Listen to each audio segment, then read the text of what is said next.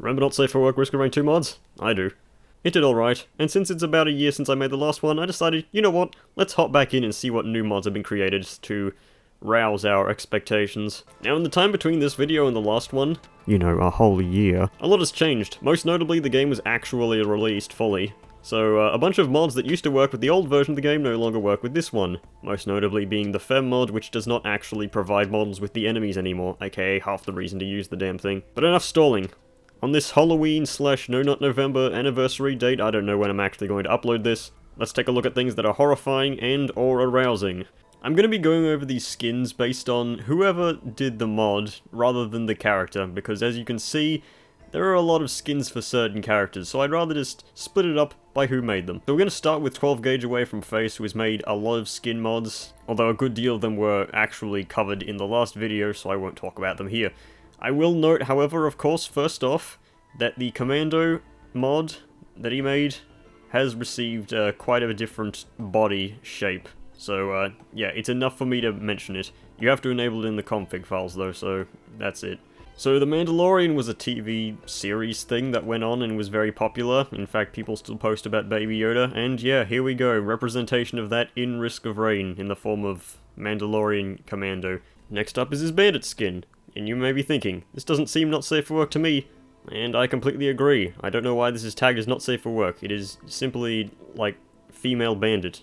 So, yeah, not much to say here. Now, compared to the old Fem mod model, the engineer is definitely a lot more, bulky than the previous iteration. You may not be able to see it very clearly due to the sitting posture and the arm in front, but, yeah, it's pretty clear from the second skin, kind of, at least, that, well, these are not possible human proportions by any means. Although, I guess it does fit in with the lore of Engineer being only half human, kind of. Merc's transformation is oddly tame, considering the nature of the other ones.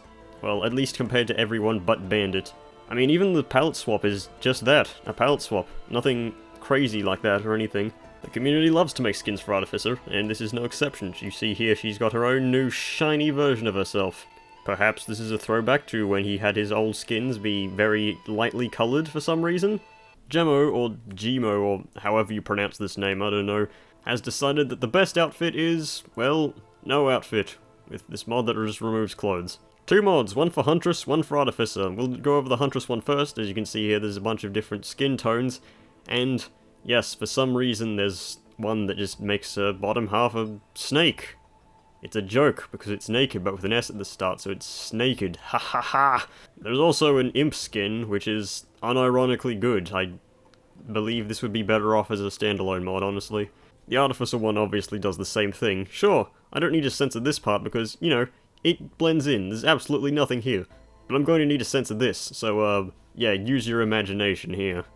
KJ brings us two mods, starting with Among Us! Funniest reference I've ever seen.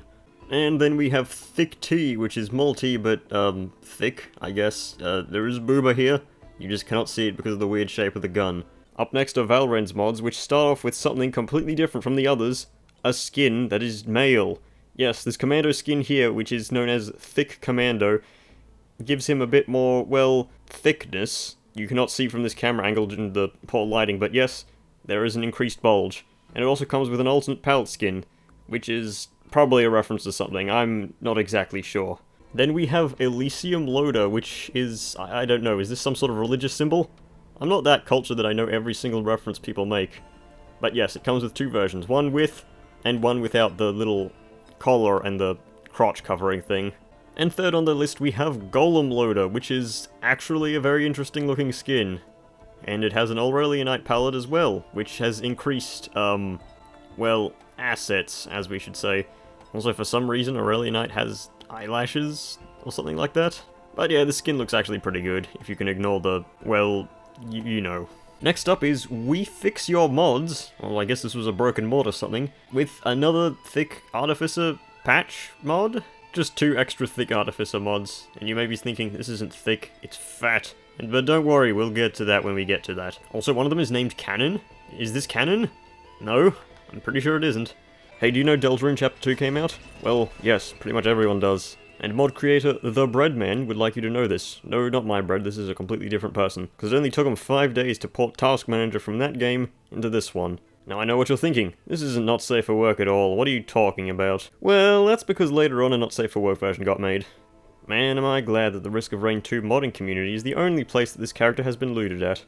Oh wait, and now we reach the most extensive not safe for work mod ever since, well, last time I did this video. Creepert's Fatify mod, and yes, it's exactly what it sounds like. Now in an attempt not to kink shame, I'm going to keep this to an absolute minimum. Commando comes with 2 skins, the second of which seems like he's being kept in place by iron plating. Huntress I'm pretty sure was done first and therefore is the most tame of the bunch. Bandit decided to raid every all-you-can-eat buffet in the galaxy before going to the planet. Engie pretty much looks like the exact same thing as the old Fem mod, except the second palette is, well, those aren't big green orbs, just saying. Artificer I literally can't even. Mercenary is pretty much just carrying around 2 huge water jugs. Loader has one of those hats you put drinks in and that feeds into your mouth, except coming from questionable sources. Acrid wants you to get down with the thickness, and the less that is said about Captain's third skin, the better. The last 2 survivors don't have skins at the time of me recording this, but most likely by the time this is done, they'll probably have the other 2 up.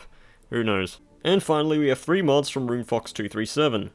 One of which being a gameplay mod, so I get to talk about something other than skins for a change. Hooray! Starting off, we have some skin mods for the Commando, that being the Lemurian Commando mod, which is actually fairly decent and is actually not safe for work as long as you don't edit with the config files. One of which being a nice little nod to Lara Croft, or Lemma Croft as it's said in the game. -2. Next up, we have something that damages my soul, and that being the Sexy Femme Spyro Huntress mod, which, why does this exist? And the gameplay mod they've brought to us is the Suspicious Tentacle mod. Now what this does is it adds a very interesting lunar item to the game.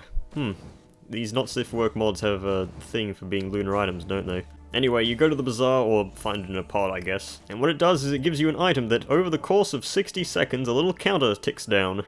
Now, over the course of this time, you'll notice that your speed actually decreases incrementally until it's reduced to actually a fairly low value. And what's the trade-off for this? Well, once that counter reaches 0, it resets back to 60, and you get an egg for each stack of the item you have. Now, what do these eggs do? Absolutely nothing, but they are effectively scrap. So basically, you can slow yourself down over time for carrying a bunch of these if you want some free scrap, which, hey, honestly isn't that bad of a deal. If not for a few things. First off, take note of the fact that I'm effectively getting free scrap for standing around in the Lunar Bazaar where the difficulty doesn't increase. This is probably an oversight, meaning that if you have infinite patience, as in you don't even need sacrifice and going into the void fields to do this sort of thing, you can just straight up get infinite items of whatever is in these cauldrons. Another important thing is that since engineered turrets take whatever items you have, yes, they take this item as well, so they don't even move, so the speed increment doesn't actually matter, unless you use mobile turrets like some complete weirdo.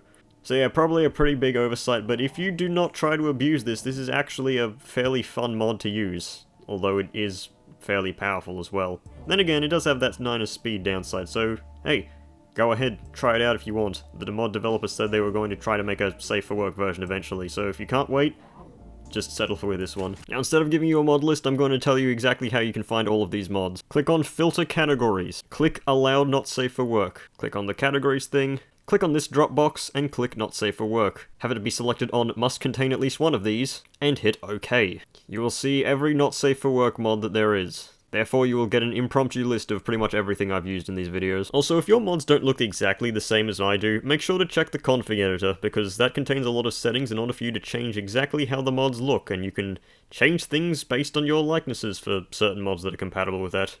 Which most are. At any rate, I hope you enjoyed this video. If you liked it, well, there's probably something wrong with you, and I suggest seeking professional help.